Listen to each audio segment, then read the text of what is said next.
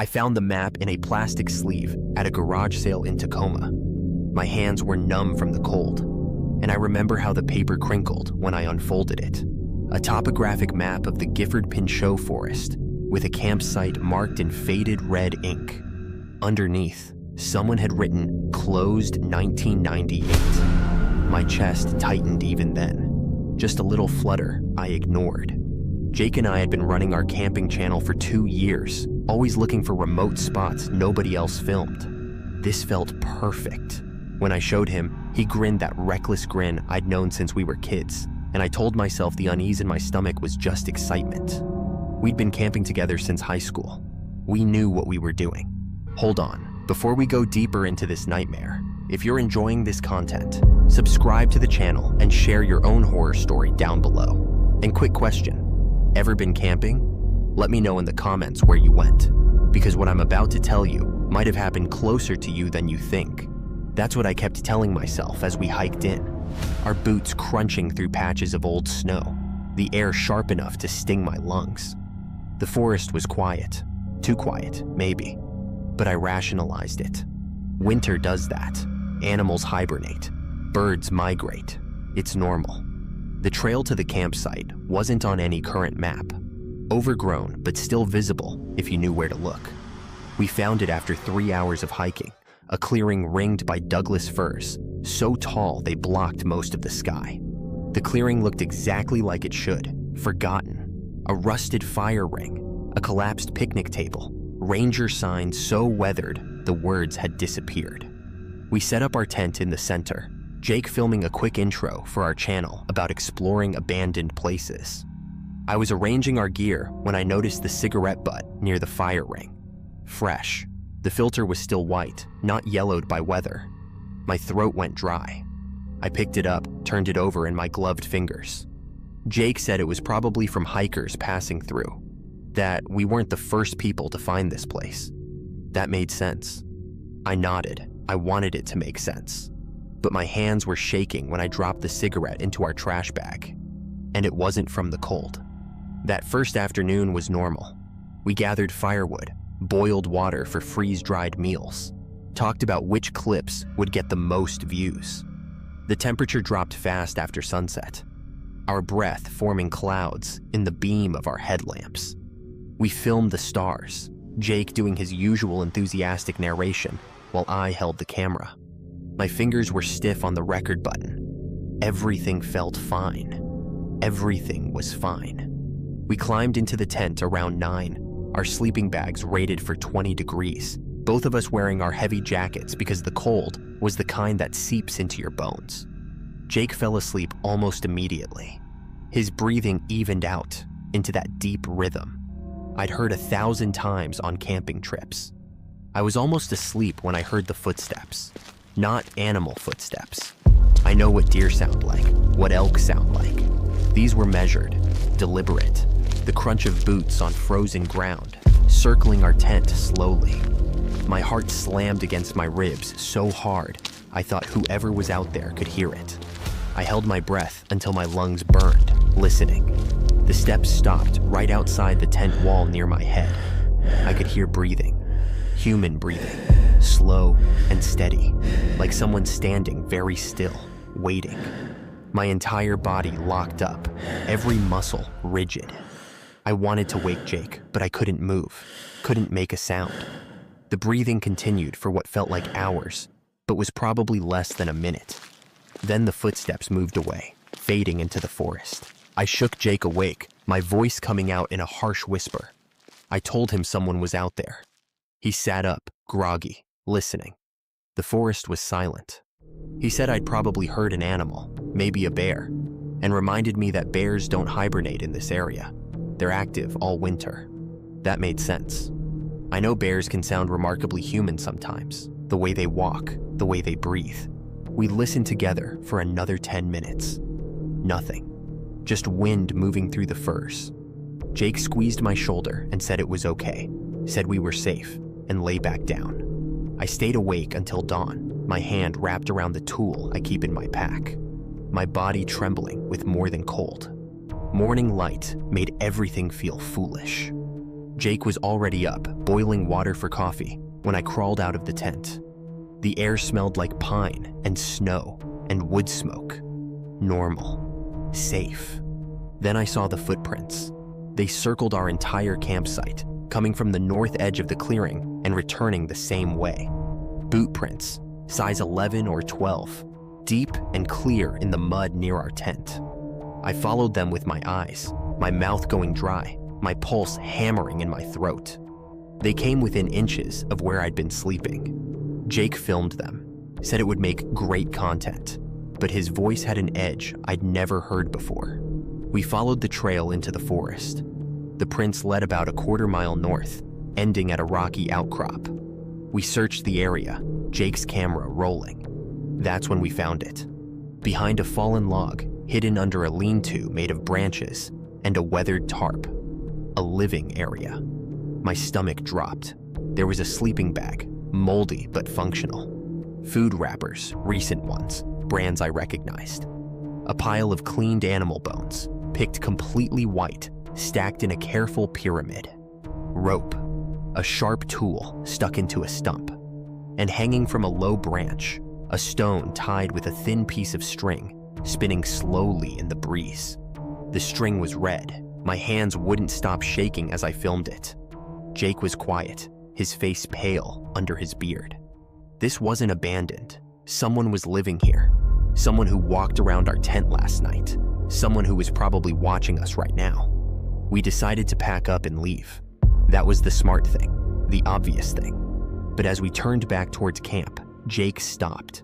He pointed at a tree, scratched into the bark, fresh enough that sap was still bleeding out. Were marks, tallies, dozens of them. My chest felt tight, my breathing shallow. I tried to count them, but my vision kept blurring. Jake said maybe it was a hunter keeping track of game. Maybe. But hunters don't stack bones like mysterious offerings. Hunters don't circle tents in the middle of the night. We walked back to our campsite fast. Not quite running, but close. Our gear had been moved. Not destroyed, not stolen. Moved. My backpack, which I'd left inside the tent, was sitting on the trail leading out of the clearing, placed carefully upright, as if someone wanted us to find it. Jake's water bottle, which had been hanging from a tree branch, was now balanced on top of the collapsed picnic table. My throat closed up. I couldn't swallow. We hadn't heard anyone. We'd only been gone maybe 40 minutes. Whoever did this had been silent. Professional. Jake grabbed his camera and stopped recording. His hands were shaking too, now. We didn't discuss it. We just started packing, our movements frantic and clumsy. That's when we heard the whistling. A simple melody, 5 notes coming from the north, from the direction of the hidden camp. It stopped. Silence. Then an answering whistle from the south. Same melody. My entire body went cold, goosebumps rising under my jacket, my scalp prickling. There was more than one person. Jake's face had gone white, his breath coming in visible gasps. We shoved the rest of our gear into our packs, not bothering with organization. The whistling came again, closer now, from the east. A signal. They were communicating. They were coordinating. My vision narrowed, my hands fumbling with the tent poles. Everything taking too long. We heard running then, fast footsteps crashing through underbrush, coming from multiple directions. Not toward us, parallel to us, circling. My heart was in my throat, my breathing ragged. Jake said we needed to go now, and we left the tent, left half our gear, just grabbed our packs and ran. The trail seemed longer than I remembered. Every shadow a threat, every sound a footstep. My legs burned, my lungs screamed, but I couldn't slow down. Behind us, I heard the whistling again, mocking and rhythmic. And then I saw them, just for a second between trees, eyes reflecting our movement. Human eyes, watching.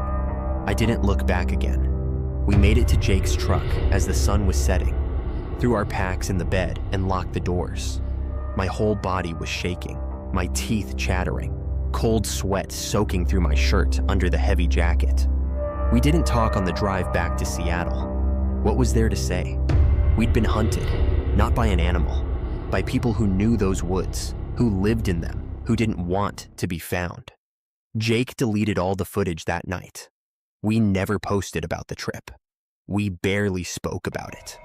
3 days later, I found the stone. It was on my apartment doorstep, tied with red string, spinning slightly in the morning breeze. The same kind of stone from the hidden camp. The same red string. My hands went numb. My vision tunneled. I picked it up with shaking fingers, the string rough against my palm. I turned in a slow circle, scanning the street, the windows of nearby buildings, the parked cars. Nothing. No one. But they'd been here. Whoever was in those woods had followed me home. They knew where I lived. I keep the stone in my desk drawer now. I don't know why. Maybe as proof, maybe as a reminder. Jake moved to Portland 2 weeks ago. Said it was for work, but I know better. We don't film anymore. I installed new locks on my door, a security camera, blackout curtains. It doesn't help. Every night I hear footsteps in the hallway outside my apartment, measured and deliberate, stopping outside my door. They never knock. They just wait.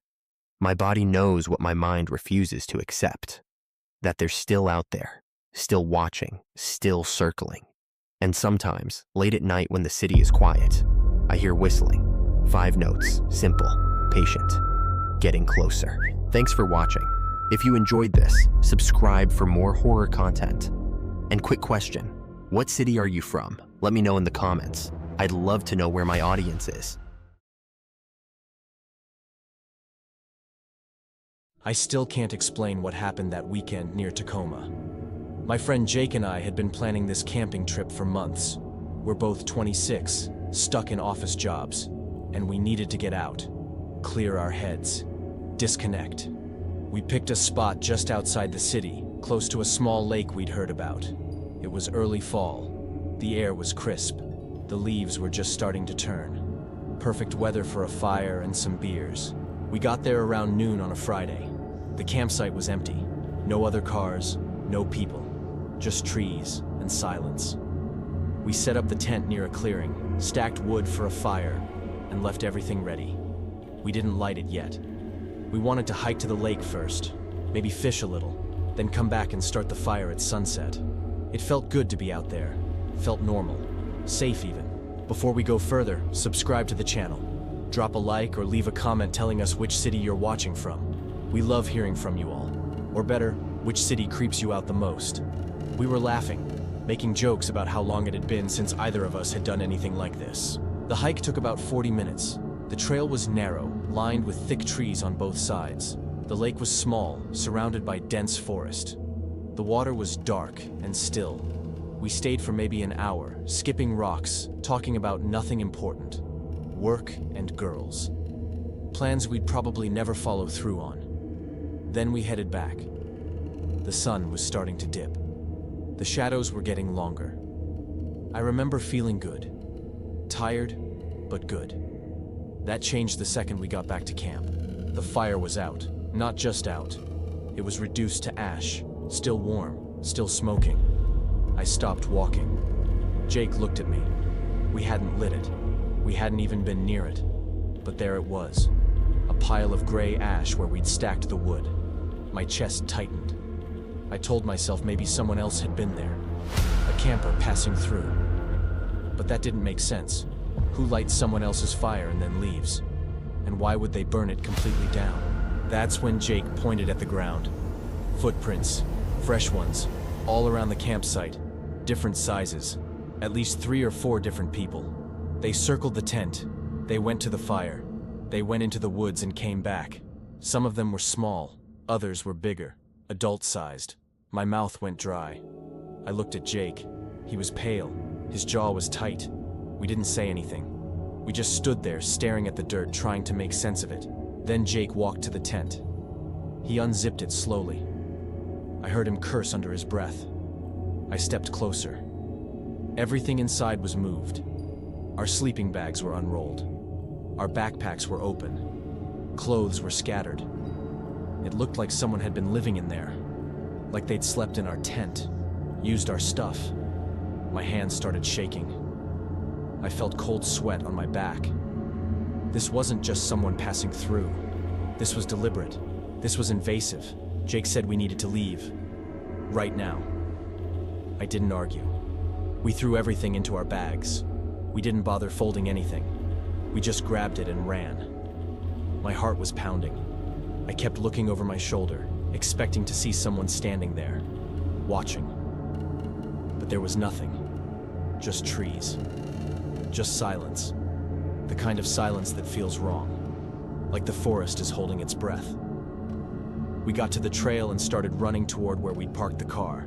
When we reached the parking spot, my stomach dropped. The car was gone. Not moved. Gone. There were no tire tracks. No broken glass. Nothing. Just empty dirt where we'd left it 3 hours ago. Jake pulled out his phone. His hands were shaking so bad he almost dropped it. He called his cousin Mike, told him what happened, told him to come get us. Mike said he'd leave right away. He lived about 40 minutes out. We just had to wait. We stood there in the middle of the trail, waiting. The sun was almost down. The forest was getting dark. That's when I heard it. Footsteps. Coming from the direction of the campsite. Slow at first, like someone walking carefully. Not trying to hide, but not rushing either. Just walking. Steady. Purposeful. I grabbed Jake's arm. He heard it too. We didn't move. We just listened. My throat was so tight I could barely breathe. The footsteps got louder, closer. Then they stopped. Complete silence. My heart was hammering in my chest. I could hear my own pulse in my ears. Then the footsteps started again, faster this time, running, straight toward us. Jake yelled and we both took off down the trail. I didn't look back. I just ran. My lungs burned. My legs felt weak. I could hear the footsteps behind us, fast, heavy, getting closer, too close. Then I heard something worse. Screaming. Not words, just screaming. High-pitched and wrong, like it wasn't human. It was behind us, right behind us. I risked a glance over my shoulder. The trail was empty. Nothing there. But I could still hear it. The footsteps. The screaming. Like it was right next to me. Like it was inside my head. Jake was ahead of me, running harder than I'd ever seen him run. His backpack was bouncing wildly on his shoulders. We stayed on the main road. Didn't veer off. Didn't stop. My chest was burning. My vision was blurry. I thought I was going to pass out. My legs felt like they were going to give out. Then I saw it. A gas station. Old. Faded paint. The sign was half broken. Looked abandoned. But the door was unlocked. We burst inside and slammed it shut. Jake locked it. We stood there, bent over, gasping for air. I looked out the window. Nothing. No one. Just the empty road. Jake called Mike again, told him where we were. Mike said he was 20 minutes out. We sat on the floor, backs against the wall, staring at the door. Every sound made me flinch. The wind, a branch scraping the roof, my own breathing. I kept expecting the door to open, for someone to walk in, for that screaming to start again. But nothing happened. We just sat there in the dark, waiting. Time moved so slowly, I thought I was going to lose my mind. I kept replaying everything in my head. The fire, the footprints, the missing car, the screaming. None of it made sense. Jake wasn't talking. He was just staring at the door, his eyes wide, his hands still shaking. I wanted to say something, to tell him it was going to be okay. But I didn't believe it myself. I didn't know what was happening. I just knew it wasn't over. I could feel it. Like something was still out there, waiting. When Mike finally pulled up, we ran to his car like our lives depended on it. Maybe they did. He asked what happened. We told him about the fire, the footprints, the car, the screaming. He looked at us like we were crazy, but he didn't push it. He just drove. We didn't talk the whole way back. I stared out the window, watching the trees blur past. When I got home, I took a shower and tried to sleep. I couldn't. I kept seeing those footprints, kept hearing those screams. The next morning, Jake called me. He said we should report it. The missing car, the break-in, everything. I agreed. We called the police. They said they'd meet us at the campsite. We drove back with 2 officers. I didn't want to go, but we had to. My hands were sweating the entire drive. When we got there, everything stopped making sense. The car was there, parked exactly where we'd left it. Keys still in my pocket. No scratches, no damage, nothing. The tent was standing, perfectly set up. The fire was stacked, unlit, just like we'd left it before the hike. No ash, no footprints, nothing. The officers looked at us. One of them asked if we were sure this was the right spot. Jake and I just stared. We walked to the tent. Everything inside was organized, packed neatly, like we'd never touched it, like none of it had happened. The sleeping bags were rolled, the backpacks were closed. Everything was exactly how we'd left it. The officers didn't find anything. No evidence of anyone else being there. No tire tracks, no footprints, nothing disturbed. They told us to be careful with prank calls, that they had real emergencies to deal with. We didn't argue. We just took everything down, loaded the car, and left. We didn't talk about it. We didn't even look at each other. We just drove. The ride back was silent, heavy, like we both knew something was wrong but couldn't put it into words. When I got home, I started unpacking. I was pulling stuff out of my bag when something fell out. A folded piece of paper. I didn't recognize it. I opened it. It was a note. Handwritten. The letters were shaky, uneven, like someone wrote it in a hurry. Or in the dark. It said, "Never come back. Next time will be worse." I dropped it. My hands were shaking. I picked it up again. Read it again. The words didn't change. I called Jake immediately. He answered on the first ring. I asked him if he found anything weird in his stuff. He was quiet for a second. Then he said yes. A note. Same message. Same handwriting. We stayed on the phone for a while, not saying much. Just breathing. Trying to process it. We haven't talked about it since. We haven't gone camping since. And I still don't know what happened out there. I just know we were warned. And I'm never going back. If you want more disturbing stories like this, make sure you're subscribed. Hit the like button if this one got to you. And if it didn't, leave a comment and tell us what scares you most. Abandoned places, strange sounds, or something following you in the dark. We read every single one.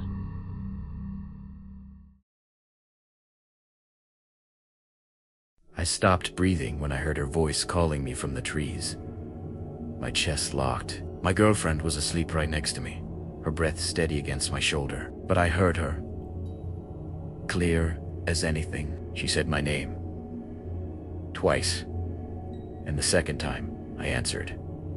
That's when I knew something was wrong. Not just strange. Wrong in a way that made my skin crawl. We'd gone camping near a lake about 3 hours north of the city. No signal, no people, just water, trees, and silence. Before this gets any darker, make sure you subscribe to the channel, hit the like button, and leave a comment below telling us which city you're watching from. We want to know where our community is. She'd been there before with friends a few years back. I hadn't. She kept saying it was peaceful, that I'd love it, that we needed to disconnect for a while. But the moment we arrived, something felt off. Not dangerous exactly, just wrong, like the air itself was watching us. The drive up had been normal enough. We talked about work, about her sister's wedding next month, about nothing important. But when we turned onto the dirt road leading to the campsite, she got quiet. I asked if she was okay. She said she was fine, just tired. But her hands were tight on the steering wheel. I didn't push it. I figured she was just focused on not hitting a tree. We set up camp near the shore. The lake was beautiful in that empty, forgotten kind of way. No boats, no docks, no signs of anyone else. Just dark water, stretching out until it met the trees on the other side. She seemed more relaxed once the tent was up. We made dinner over a small fire. Talked, laughed. It felt normal again. The first night, I woke up around 2 in the morning. I don't know why. My mouth was dry. My heart was already racing before I even opened my eyes. That's when I heard it. Her voice. Soft. Almost singing. Calling my name. from somewhere past the tent. I turned. She was lying next to me, face buried in the sleeping bag, completely still. Her breathing was slow, deep. She was asleep. I shook her awake. She blinked at me, confused. I told her I heard her calling me. She looked at me for a long time. Then she said it must have been the wind through the trees. That sound carries weird out here. She said it happened to her last time too. But then she said something else. She said she heard something too. I asked her, what? She didn't answer. She just turned over and told me to go back to sleep. I didn't sleep. I stared at the tent ceiling until the sky started to turn gray. When we got up, I noticed footprints in the dirt around the tent. Human footprints, small, the same size as hers. I pointed them out. She barely looked. She said they were from yesterday when we set up camp, but I remembered the ground being smooth when we arrived. I checked before we hammered in the stakes. She didn't want to talk about it. She grabbed the water bottles and walked toward the lake without saying anything else. I followed her. The morning was cold, quiet, too quiet. No birds, no, just the sound of our feet on the dirt and the occasional ripple on the water. We spent the day hiking, swimming, pretending everything was normal. But I kept feeling it, that pressure on the back of my neck, like someone standing just out of view. She felt it too, I could tell. Every few minutes, she'd glance toward the trees, not casually, quickly, like she was checking if something had moved. She never said anything. Neither did I. We were both pretending, both lying. And we both knew it. By the time we got back to camp, the sun was starting to set. The shadows were long and sharp. She started a fire while I unpacked the food. We ate in silence. She kept staring at the tree line. I asked her what she was looking at. She said nothing. Just trees, but her voice was tight, like she was holding something back. I wanted to ask more. I didn't. I was afraid of what she might say. That night, it happened again. I heard her voice, but this time it wasn't just my name. It was a full sentence. Something she'd said to me earlier that day. Word for word in the same tone, the same rhythm. She'd said it while we were swimming. She'd laughed right after. But now, hearing it again in the dark, it didn't sound like her. It sounded like something trying to be her. I looked at her. She was asleep. I was sure of it. But my body didn't believe me. My throat went tight. My hands started shaking. I wanted to wake her up again. I didn't. Instead, I whispered back. Just once. Just her name. The forest went silent. Completely silent. No wind. No insects. Nothing. That's when I knew I'd made a mistake. I couldn't stay in the tent.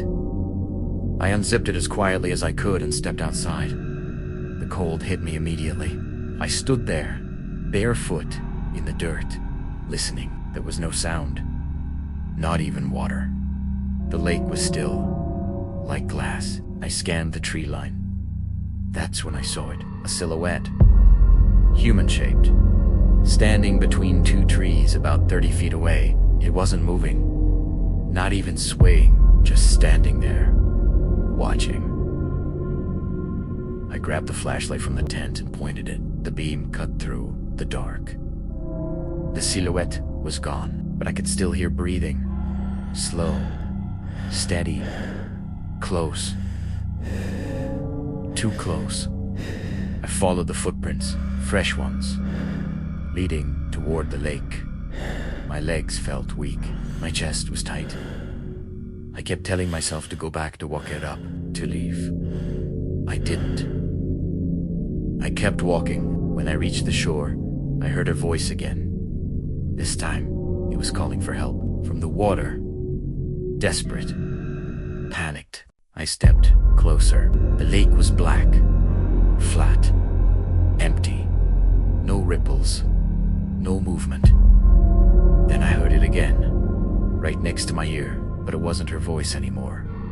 It was mine, whispering my own name. I felt something brush my shoulder. Light fingers. Nothing. Just trees. Just silence. My heart was pounding so hard I could hear it. That's when I saw the sign, nailed to a tree about 10 feet from the shore. Old wood. Faded letters, barely visible in the flashlight beam. It said something I'll never forget. If you hear someone calling you from the lake at night, do not respond. My stomach dropped. I felt cold sweat run down my back. I'd already answered. Twice. I ran back to the tent. She was awake. Sitting up, staring at the entrance. I told her we had to leave. Right now. She didn't argue, but she didn't move either. She just looked at me. Her face was pale. Her hands were shaking. She asked me if I heard it too. I said yes. She nodded. Then she said something that made my thoughts freeze. She said she'd been hearing it for hours. She said it kept using my voice. And she almost answered. She almost went outside. We didn't leave. We couldn't. It was too dark. The trail was too narrow.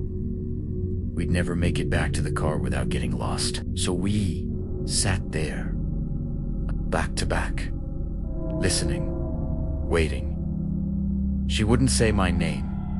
I noticed that every time she needed my attention, she'd just touch my arm. We survived the night. Barely.